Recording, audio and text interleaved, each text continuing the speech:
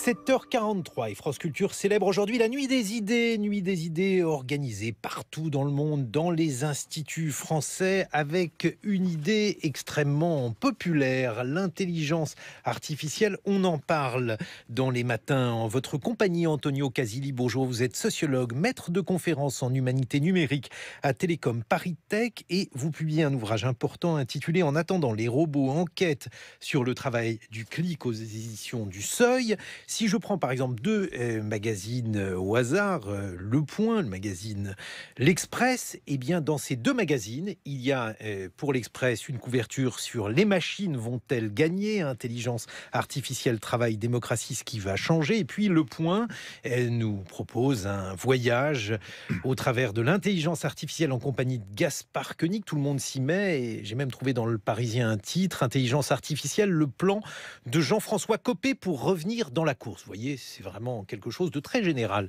L'intelligence artificielle, qu'est-ce que ça signifie au fait ce terme, Antonio Casilli? Alors, évidemment, c'est un buzzword aujourd'hui qui est très utilisé. Un mot commun. Un mot commun, un mot valise, qui est en même temps quelque chose qui désigne autant un processus de robotisation dans nos industries, mais même dans nos foyers. Vous pensez par exemple aux enceintes connectées. Les enceintes connectées sont basées sur des intelligences artificielles qui sont en gros les systèmes d'exploitation. Mais même dans nos propres poches, les smartphones que chacun d'entre nous utilise sont aussi régis par des intelligences artificielles sous forme d'assistants virtuels. Là, je pense par exemple à Siri, à Cortana, voilà, pour en citer certaines. Grosso modo, ces solutions intelligentes sont basées sur une méthode qui est devenue de plus en plus, disons, omniprésente, qui est ce qu'on appelle le machine learning, c'est-à-dire l'apprentissage machine. Donc, nos logiciels sont capables d'apprendre. Nos algorithmes s'améliorent au fil de nos usages. Et donc, pensez par exemple à ce qu'on promet à chaque fois qu'on utilise, que sais-je, un moteur de recommandation ou de recherche. Google, par exemple, s'améliore au fil de nos recherches. Donc tout ceci est basé sur cette idée de développer des machines intelligentes. Or, évidemment, il y a un décalage entre ce que les machines font et ce que les machines promettent. Parce que si on regarde même tout simplement l'iconographie choisie par les magazines que vous avez cités... Ça fait un peu peur. L'Express a une machine qui dévore un être humain. Oui, en même temps, ils ont aussi toujours ce renvoi à cette iconographie dans une espèce d'avatar bleu, éthéré. Alors, on est vraiment loin de ça. C'est des machines qui sont beaucoup plus humbles et qui surtout renvoient à ce qu'on appelle non pas l'intelligence artificielle générale, mais une intelligence artificielle faible. C'est celle qui est aujourd'hui marchandée, monnayée par les différents investisseurs et grandes entreprises. Alors, qu'est-ce que vous appelez une intelligence artificielle faible? Par exemple, quand vous faites des achats sur un site internet, bien souvent, vous avez des propositions. On vous dit, voilà, tel objet pourrait vous intéresser. Ça, c'est une intelligence artificielle faible? Tout ce qui relève de la recommandation, tout ce qui relève de l'aide à la décision, tout ce qui relève de la prévision du comportement des êtres humains peut être englobé dans la catégorie de l'intelligence artificielle faible. Après, je dis faible, et on la définit comme ça en tant que faible, parce que c'est une intelligence artificielle qui n'est pas complètement autonome. Elle ne peut pas exister si elle n'est pas à son tour assistée par des êtres humains. Alors ça, c'est ce que l'on découvre dans votre livre, en tout cas moi, ce que j'ai découvert. Vous expliquez, Antonio Casilli, que ces recommandations qui sont faites sur quasiment tous les sites internet ne sont pas seulement proposées par des algorithmes, mais sont proposées tout simplement par des êtres humains qui sont en quelque sorte les soutiers de l'économie internet. Expliquez-nous, Antonio Casilli. Pour être plus précis, l'argument de ce livre, donc le titre est En attendant les robots, donc la renvoie clairement à un imaginaire beckettien. On attend les robots qui n'arrivent jamais, parce que entre-temps, ce qu'on voit arriver, c'est plutôt une armée de personnes qui produisent, calibrent, améliorent ces robots. Et donc c'est ça, grosso modo, le point central sur lequel je m'attarde. Les personnes qui entraînent, dressent ces robots sont souvent encadrés d'un point de vue contractuel, non pas sous forme d'un emploi formel, mais elles sont recrutées sur des plateformes spécialisées, parmi d'autres Amazon Mechanical Turk, qui est peut-être la plus célèbre de ces plateformes. Alors ça, il faut rappeler ce que ça signifie, puisque on peut très bien avoir dans un site internet qui vous propose, c'est ce que vous évoquez comme exemple Antonio Casilli, on peut très bien avoir dans un site qui vous propose des réductions ou des soldes de luxe sur internet, on peut très bien avoir une personne située généralement dans un pays où les salaires sont faibles, qui va faire ses choix, et donc cette fameuse technologie de l'intelligence artificielle qui est monnayée auprès des investisseurs, parce qu'il ne faut pas oublier que tout cela est généralement destiné à faire gagner de l'argent à des actionnaires qui investissent dans des startups, la fameuse Startup Nation, et bien derrière, il y a tout simplement des êtres humains sous-payés. Tout à fait. Des êtres humains sous-payés, donc payés à la hauteur de quelques centimes, voire moins, pour chacune des micro-tâches qu'ils réalisent. Ça veut dire quoi, une micro-tâche ? Par exemple, ils reçoivent une dizaine d'images et ils doivent labelliser ces images, préciser si dans ces images il y a des animaux ou des arbres. Et cela peut être utilisé, que sais-je, pour entraîner un véhicule autonome, donc un robot d'un type particulier. Ou alors parfois ils reçoivent des morceaux, des petits fichiers audio, et ils doivent retranscrire cela, et donc ce type de micro-tâche peut servir pour entraîner des enceintes connectées. Alors, ça, c'est une mauvaise découverte, puisqu'on découvre finalement qu'il y a des individus sous-payés dans ce qui est présenté comme étant une technologie extrêmement avancée. La bonne nouvelle, c'est que si l'intelligence artificielle nous fait peur, et si par exemple l'Express aujourd'hui fait sa couverture comme ceci avec l'intelligence artificielle, c'est parce que celle-ci est supposée détruire des emplois. Qu'en pensez-vous, Antonio Casilli ? Je m'efforce de montrer que cette crainte n'est pas fondée.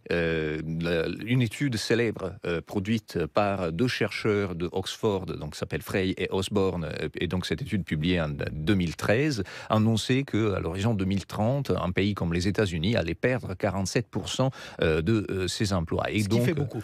Oui, c'est énorme, évidemment. Et donc il y a plusieurs chercheurs qui se sont efforcés de montrer que d'un point de vue méthodologique et même d'un point de vue substantif, donc cette prophétie n'avait pas raison d'être. En réalité, on fait face plutôt à une pression sur l'encadrement formel de l'emploi de la part des investisseurs qui sont derrière les intelligences artificielles et qui, d'une certaine manière, cherchent à se déresponsabiliser en disant c'est la machine qui veut ça, c'est le progrès qui veut ça. Et ça, c'est si vous voulez, une stratégie qui est utilisée depuis plusieurs décennies, voire plusieurs siècles.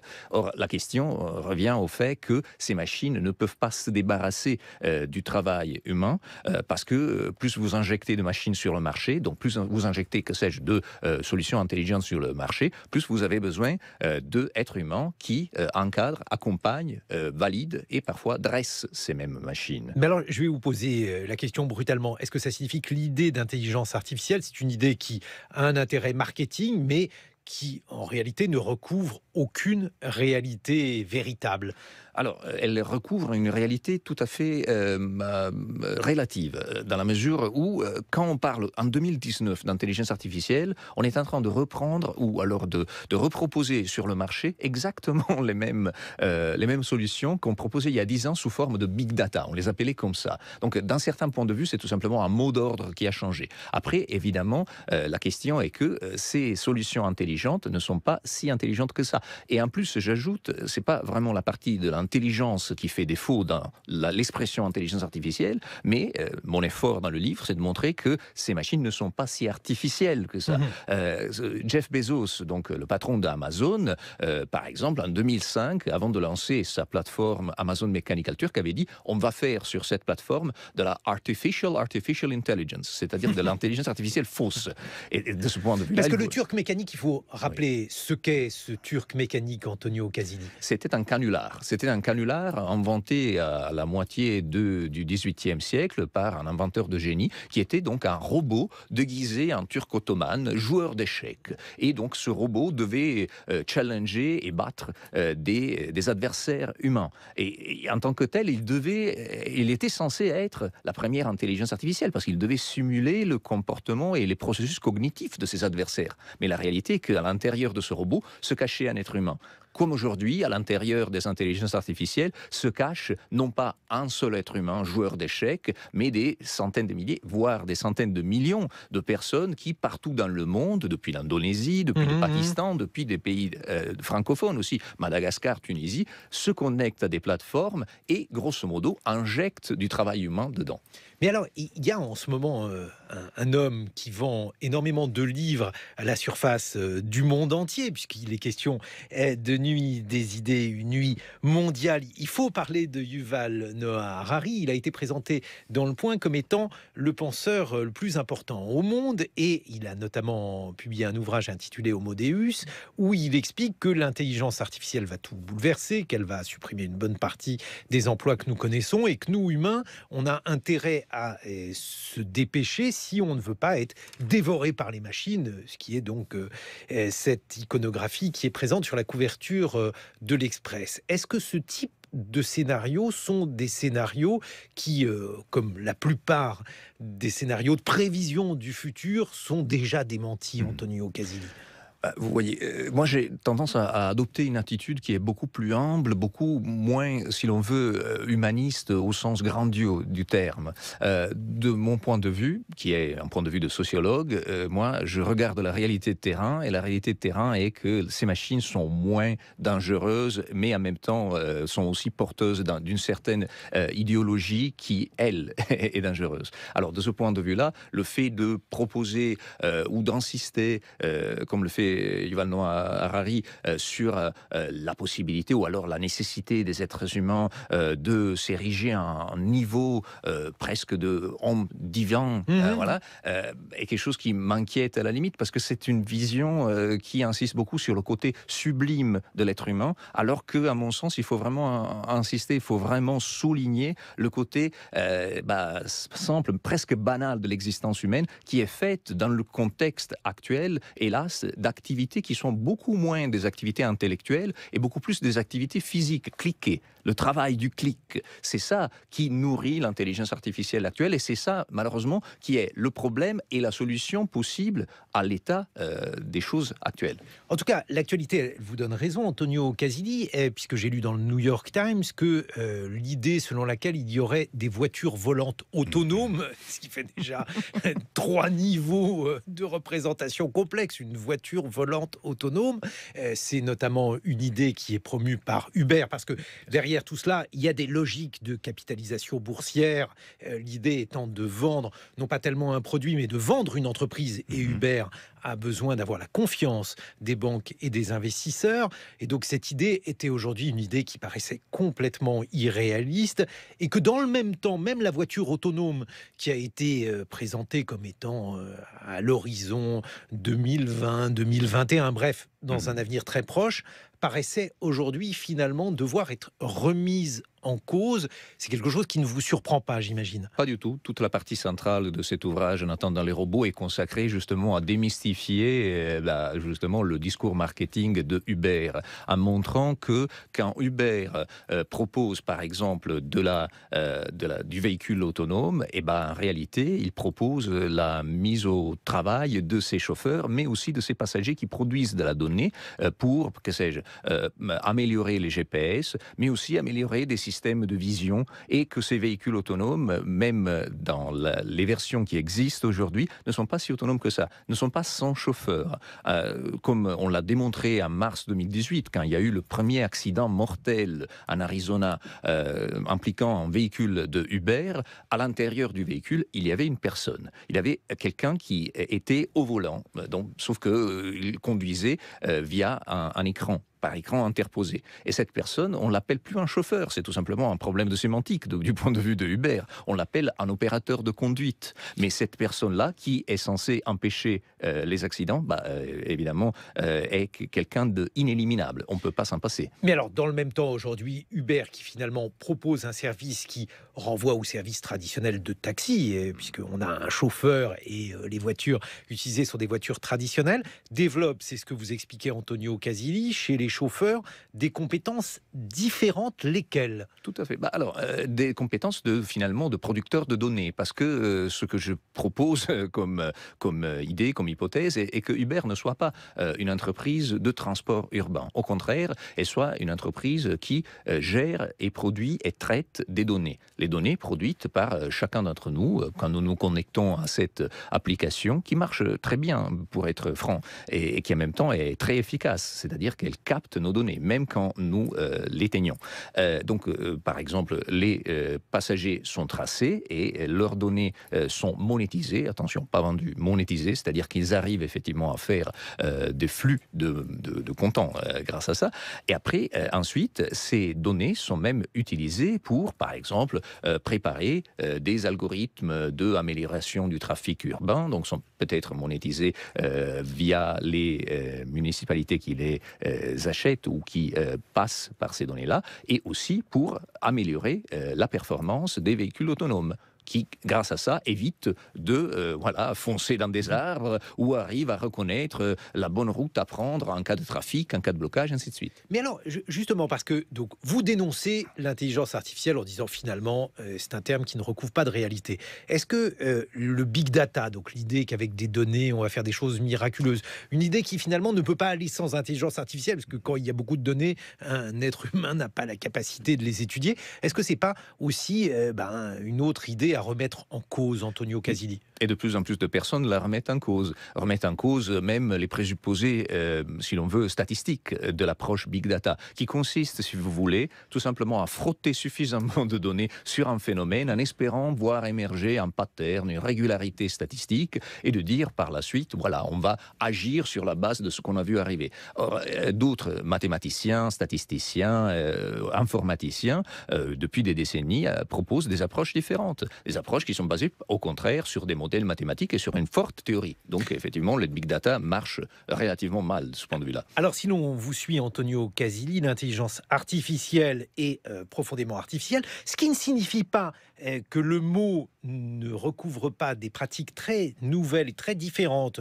dans le capitalisme. On va en parler dans une vingtaine de minutes, comment finalement cette idée façonne un nouveau capitalisme et une nouvelle démocratie. Votre livre, En attendant les robots, est publié aux éditions du Seuil, et nous retrouverons dans une vingtaine de minutes une chercheuse, Marie Pelletier, qui, elle, a travaillé sur la manière dont Internet modifie notre rapport à l'information et donc à la démocratie. Il est 8h sur France Culture. Et l'on évoque une idée importante aujourd'hui, l'intelligence artificielle, ce qu'elle fait au capitalisme et ce qu'elle fait à la démocratie. C'est une idée parce que France Culture célèbre les idées au travers de la Nuit des idées, organisée par les instituts français partout dans le monde, qui se terminera aujourd'hui de 18h20 à 22h par 5 battles d'idées qui seront organisés à la Bibliothèque nationale de France à Paris. Et pour évoquer les différentes manières dont l'intelligence artificielle influe sur la démocratie, nous sommes en duplex avec Marie Pelletier. Bonjour Marie Pelletier. Bonjour. Vous êtes historienne, chercheuse et enseignante à la Haute École Galilée de Bruxelles, et vous avez notamment publié L'ère du complotisme, la maladie d'une société fracturée. Je suis en compagnie d'Antonio Casilli, sociologue, qui publie, lui, En attendant les robots, enquête sur le travail du clic. Et puisqu'il est question du grand débat qui a aujourd'hui deux plateformes. Alors, une plateforme gouvernementale sur laquelle, donc, c'est sur Internet, on peut glisser des propositions. Et puis maintenant, une autre plateforme qui, je crois, utilise d'ailleurs la même technologie, qui, elle, est au service des Gilets jaunes. Est-ce que ça vous rappelle quelque chose, Antonio Casilli? Ça me rappelle un scénario qu'on a déjà vu en Italie, en particulier avec l'émergence du mouvement 5 étoiles, qui est actuellement au gouvernement et qui il y a quelques années, justement, se proposer comme une force politique dans laquelle chaque voix comptait et chaque voix pouvait s'exprimer à travers une plateforme qu'aujourd'hui on appelle Rousseau et qu'à l'époque était la plateforme... Rousseau, donc là, c'était un hommage à la France. Oui, évidemment, enfin plutôt à la Suisse, mais bon, bref. Mais Ça, de l'autre côté, et de l'autre côté, évidemment, il y avait aussi derrière une entreprise qu'on appelle Casaleggio Associés. Donc, c'est un monsieur qui était un entrepreneur d'Internet et qui a su monter, voilà, une illusion de débat, à mon sens, dans la mesure où les commentaires sont collectés et par la suite, on ne sait pas exactement quel est le traitement qu'a un effet. Et alors ça, justement, c'est très important, puisque en attendant les robots, votre livre, vous expliquez finalement que l'intelligence artificielle, qui fait la une souvent des magazines, c'est, comme on le dit en français, du bullshit, et qu'en réalité, ce terme ne désigne pas grand-chose. Alors, on a accusé Casaleggio d'avoir un algorithme extrêmement secret qui permettait de savoir ce que les électeurs pensaient. En réalité, vous pensez qu'il était composé de quoi, cet algorithme ? Écoutez, derrière les algorithmes qui sont toujours présentés pour les investisseurs se cachent des êtres humains. Quand je parle d'êtres humains, je ne parle pas d'un petit comité de sublimes ou de data scientists. On ne fait pas du complotisme, mais justement, on fait de la sociologie du travail et on montre que derrière, il y a des petites mains. Des petites mains, c'est des personnes qui, d'une manière très humble et souvent très précaire du point de vue de leur rémunération, ça donne à un travail de nettoyage, d'amélioration de ces bases de données qui servent pour les traitements statistiques finalement. Et donc, de ce point de vue-là, on ne peut pas faire abstraction de l'intervention d'opérateurs humains sur n'importe quel traitement automatique. Votre point de vue, Marie Pelletier, vous qui vous êtes intéressée au complotisme, à la manière justement dont ces technologies de l'information, algorithmes plus ou moins intelligents, avaient favorisé, diffusé ou pas d'ailleurs, des thèses qui sont des thèses complotistes et donc modifié notre rapport à la démocratie. Oui, je suis pas du tout une spécialiste des algorithmes, mais je suis une spécialiste de l'observation de comment un type de discours s'est répandu ces dernières années sur les réseaux sociaux en particulier, même en amont des réseaux sociaux sur le web, et comment il y a eu depuis une petite vingtaine d'années une véritable offensive idéologique pour proposer, on pourrait dire, un contre-récit à ce qui est perçu comme le récit officiel qui serait porté par les médias et les politiques. Ce contre-récit, il s'est diffusé à partir plus ou moins de l'entrée dans les années 2000 et il a gagné de plus en plus de terrain. Alors certainement qu'il y a des facteurs techniques qui ont favorisé cette propagation, mais ce qui m'intéresse surtout dans mon travail, et je voudrais faire une toute petite parenthèse parce que vous n'avez pas cité mon ouvrage qui vient de paraître, qui s'appelle Obsession et qui est édité aux éditions Inculte. Mon travail, c'est surtout de regarder sur quelles obsessions précisément ce type de discours vient appuyer. C'est-à-dire que c'est un discours qui est venu identifier des obsessions très contemporaines dans le débat public européen notamment, et qui s'en est servi pour finalement proposer un récit de propagande qui aujourd'hui est en train, je ne vais pas dire de prendre le pouvoir, mais qui est en passe en tout cas de devenir en quelque sorte majoritaire au sein du débat public. Et alors, quelles sont ces obsessions selon vous, Marie Pelletier ? Alors, il y a eu deux grandes lignes obsessionnelles, on pourrait dire, ou deux grandes lignes narratives qui ont structuré le débat public ces dernières années et qui ont trouvé écho sur le net. Alors, il y a à la fois ce que j'ai appelé la ligne civilisationnelle. Le 11 septembre 2001, c'est aussi toute l'ère disons de la remise en branle du schème civilisation-barbarie. Nous sommes la civilisation, nous sommes les Lumières, nous faisons face aux barbares. Et cette ligne civilisationnelle a notamment pris pour obsession la question de l'islam. Et ça a été une obsession qui nous a énormément structuré ces dernières années et autour desquelles des acteurs idéologiques se sont structurés eux aussi. Et puis la deuxième ligne narrative qu'on voit vraiment triomphante actuellement, c'est la ligne narrative anti-système. C'est-à-dire, c'est toute celle qui s'est arrimée au vieil imaginaire à la fois anti-impérialiste, anti-USA plus particulièrement, et avec une posture très critique à l'égard à la fois de l'Occident, mais aussi avec un glissement sémantique qui a été de plus en plus une critique à l'égard du système démocratique, perçu comme en quelque sorte une perpétuation du joug occidental multiséculaire. Et alors, si on vous suit et si on considère qu'il y a donc effectivement deux obsessions. Alors, une obsession civilisationnelle qui, en réalité, recouvre une obsession à l'encontre de l'islam, et une autre obsession qui, elle, est dirigée contre le système, ou une position anti-système qui, d'ailleurs, peut là aussi recouvrir différentes formes. Est-ce que d'après vous, Marie Pelletier, ces deux obsessions ont été portées par les technologies? Est-ce qu'elles existeraient, ces deux obsessions, sans Internet, sans Facebook, sans Twitter? Alors c'est toujours évidemment difficile de voir un peu où est l'œuf, où est la poule. Et je pense que ça nourrit en tout cas les obsessions. Et aujourd'hui, on le voit qu'elles se mettent en branle essentiellement à travers le net et à travers notamment deux formats qui ont privilégié, on va dire, un système de pensée très binaire et une structuration très polarisée du débat public. Ces deux formats sont à la fois le format vidéo en fait, notamment les sphères conspirationnistes ont utilisé dès le début des années 2000 le format vidéo pour répondre à un discours très unidirectionnel. Et puis aussi le format image de manière plus globale. Quand je dis format image, c'est notamment ces images légendées qui se partagent très facilement sur les réseaux sociaux et qui très souvent donnent une espèce d'explication clé en main de problèmes complexes. Et ça a contribué énormément à une espèce de simplification de la pensée, d'une part, et d'autre part à la désignation aussi de cibles. Je pense que ça c'est très important. C'est pas, par exemple, on parle beaucoup de la haine des médias pour le moment. Ça a été construit progressivement. La désignation des journalistes comme une cible, ça fait plus de 15 ans qu'elle se répand à travers certains formats sur le web notamment. Alors, de là à dire que c'est le web le responsable, je ne pense pas. Je pense que les discours de propagande, de désinformation, cette vieille haine idéologique, d'ailleurs par ailleurs, est très ancienne. Le discours anti-système est un discours qui a une longue histoire, mais effectivement, le web a été un vecteur. Et surtout, j'ai envie de dire, l'intelligence, hélas, de certains acteurs de propagande, ici je parle notamment des acteurs reliés à l'extrême droite, reliés au régime autoritaire, etc., ont compris, malheureusement, j'ai le sentiment qu'ils ont compris bien avant les démocraties le terrain de jeu que représentait le web. Donc ils ont eu un temps d'avance.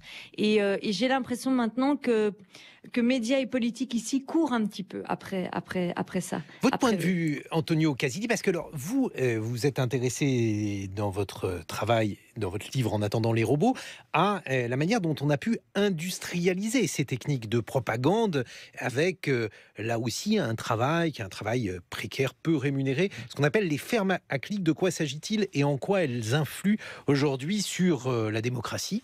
Les fermes à clics sont des structures, c'est-à-dire elles rassemblent parfois à des garages, parfois à des commerces, parfois même à des usines qui ont été réaffectées, transformées dans des structures dans lesquelles il y a énormément de postes, de PC ou des milliers et des milliers de smartphones sur lesquels des ouvriers du clic, en passant d'un smartphone à l'autre, font, que sais-je, remonter dans le classement un certain contenu. Ça peut être une vidéo, pas forcément complotiste. Parfois, il y a tout simplement des marques tout à fait légitimes ou des hommes politiques tout à fait reconnus qui, ont recours à ce type de structure. Et donc, parfois, des fermes à clics, on en a même dans les foyers de certains particuliers, parce qu'on peut se connecter avec une tablette, avec un smartphone ou avec son propre ordinateur à une plateforme et, encore une fois, voter, par exemple, et en étant payé. Mais attention, micro-payé, payé à la pièce, payé très très peu.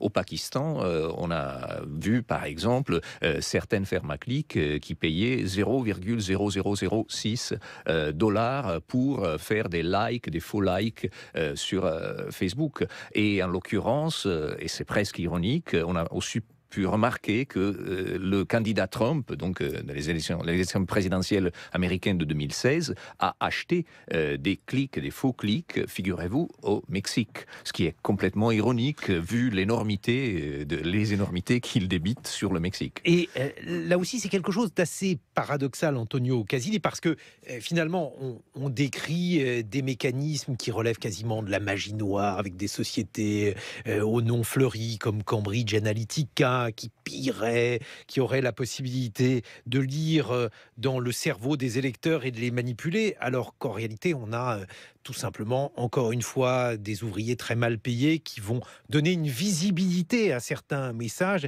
C'est beaucoup moins mystérieux, beaucoup moins magique. Décidément moins mystérieux. Et si on pense à Cambridge Analytica, on a pointé du doigt la responsabilité de Facebook, on a oublié de souligner la responsabilité d'une autre grande plateforme, Amazon, et en particulier Amazon Mechanical Turk. Parce que figurez-vous que la première base de données, le premier noyau de personnes qui ont fourni des données pour Cambridge Analytica ont été recrutés et payés un peu moins qu'un dollar pour faire leur petit formulaire en ligne et télécharger une application sur Amazon Mechanical Turk, donc la plateforme de micro-travail qu'on a citée tout à l'heure.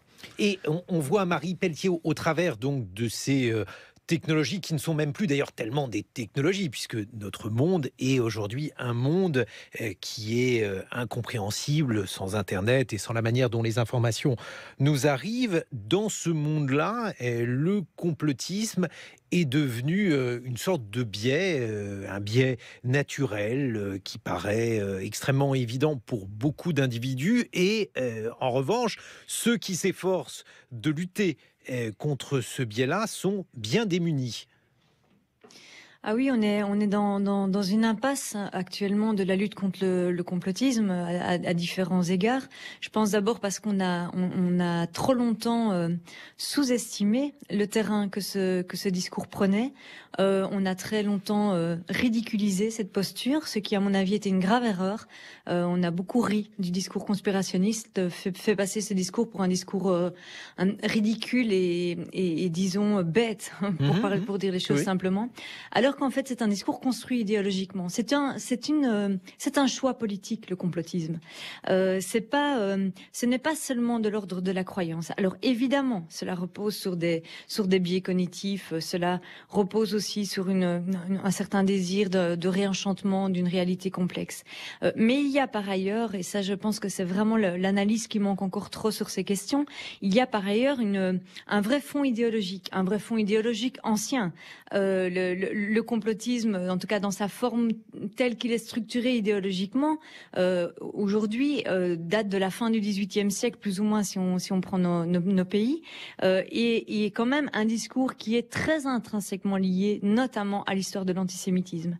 Et donc, on ne peut pas faire fi de cette lecture politique, et c'est en ça aussi que je pense que là où on se sent démuni, c'est que on n'ose pas aller sur le terrain politique très souvent. On reste très souvent dans la lutte contre le complotisme, dans les questions d'une part technique, aussi dans un regard porté sur le fact-checking, qui sont des outils très intéressants et importants, je ne les dénigre pas du tout, mais je pense qu'on esquive un petit peu trop, à mon sens, les questions de fond. Et alors, pourquoi les gens adhèrent à ce type de raisonnement idéologique ? Qu'est-ce que vous voulez dire par là? On hésite à aller sur le terrain politique. Qu'est-ce que vous pourriez préconiser? Je pense que il faut. Je veux pas me mettre en juge. Si vous deviez présenter ce terrain politique où on hésite à aller, qu'en diriez-vous, Marie Pelletier? Ce que j'en dirais, c'est qu'il y a un évitement de la question des lignes rouges et de la question éthique. Je vais vous prendre un exemple pour illustrer ça. Le discours complotiste est un discours très régulièrement pro-régime autoritaire. On l'a vu notamment pour le cas du conflit syrien, la manière dont on a traité le conflit syrien et la manière dont les sphères conspirationnistes en ont parlé sur le web. C'est un discours qui a soutenu de manière éhontée Bachar el-Assad, par exemple, parce qu'il l'a présenté comme une victime d'un grand complot mondial et comme une victime des islamistes. Donc vous voyez, c'était pratique parce que ça surfait sur les deux lignes narratives dont je vous ai parlé, à la fois la ligne civilisationnelle et la ligne anti-système. Alors, Là où, justement, je trouve qu'on n'ose pas vraiment y aller, c'est que très peu de gens ont combattu ce discours frontalement. Très peu de gens ont dit c'est scandaleux non pas seulement de répandre des théories du complot, mais de défendre Bachar el-Assad qui est en train de tuer 500 000 Syriens. Et c'est ça, cette parole-là manque cruellement à mon sens. C'est-à-dire d'aussi se positionner sur un plan éthique sur ces questions. On le voit d'ailleurs avec tous les événements actuels, notamment en France autour des Gilets jaunes, etc. La soif éthique, elle est vraiment prégnante dans le débat public. Il y a une très grande demande, une très grande exigence citoyenne par rapport à une transparence, par rapport à, quelque part, une demande de balises éthiques et politiques qui ne sont pas claires pour le moment. Et je pense que c'est vraiment ça, ces dernières années, qui a... c'est vraiment de cela, plutôt, dont nous faisons qui a fait effectivement la différence. Mais alors, si on s'en tient au complotisme, Marie Pelletier, je citais tout à l'heure les propos de Carlos Ghosn. Carlos Ghosn, ancien dirigeant de Renault-Nissan, il est actuellement détenu au Japon et il dit qu'il est victime d'un complot. Alors évidemment, on ne connaît pas le fond de l'affaire. Peut-être est-il victime d'un complot, parce qu'il y a des complots dans l'histoire, on le sait, mais il rejoint une longue cohorte. Je pourrais vous faire une longue liste. En France, on avait Jérôme Cahuzac, qui lui apparemment n'a pas été victime d'un complot. Bref, une longue liste de dirigeants qui ont invoqué le complotisme, autrement dit qui se sont montrés complotistes, alors pour des raisons qu'on comprend bien, hein, dans le cas de Jérôme Cahuzac, et qui du coup montrent que finalement le complotisme n'est pas l'apanage de certains, n'est pas forcément une position politique telle que vous la décrivez. Alors, en fait, c'est effectivement aussi le problème de ce qu'on évoquait tout à l'heure, le fait d'avoir réduit le complotisme à quelque chose d'un petit peu ridicule et donc qui était seulement un problème de quelques personnes isolées. En fait, au-delà du fond idéologique que j'évoquais, c'est un imaginaire qui a pris de plus en plus d'espace. C'est-à-dire que c'est aussi à appréhender actuellement comme un imaginaire collectif qui imprègne désormais tous les acteurs du débat public à des degrés divers. Et donc, effectivement, il y a eu d'ailleurs un basculement assez important avec l'élection de Trump, évidemment, qui nous a montré à quel point maintenant le complotisme était une arme de victimisation, une arme politique, et qu'elle pouvait servir à la fois des intérêts particuliers ou des intérêts politiques plus globaux. Et donc, effectivement, maintenant, c'est de plus en plus difficile de faire la frontière entre ce qui serait complotiste et ce qui serait anti-complotiste ou pas complotiste. On peut prendre aussi des exemples des hommes politiques. Hein. Oui. Ils ne parlent pas tous forcément de complot, mais qui ne s'est pas dit victime d'une cabale à un moment donné ces derniers mois en France. Effectivement, c'est le même imaginaire. Hein. Il y a eu beaucoup d'hommes politiques qui ont abondé dans ce discours, qui est un discours complotiste. Votre point de vue, Antonio Casilli?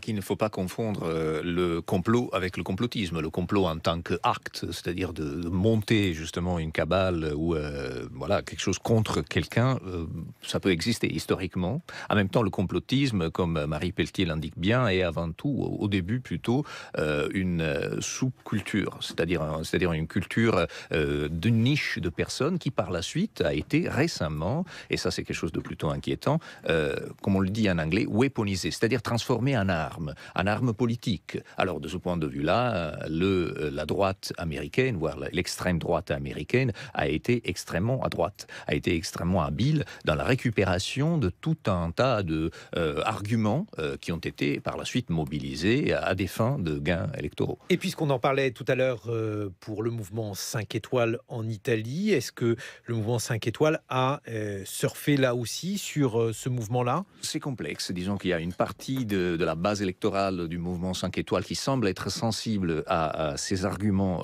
complotistes, et on les accuse souvent de cela. En même temps, c'est plutôt un cas classique de populisme souverainiste et ethniciste qui se dégage dans le cas italien.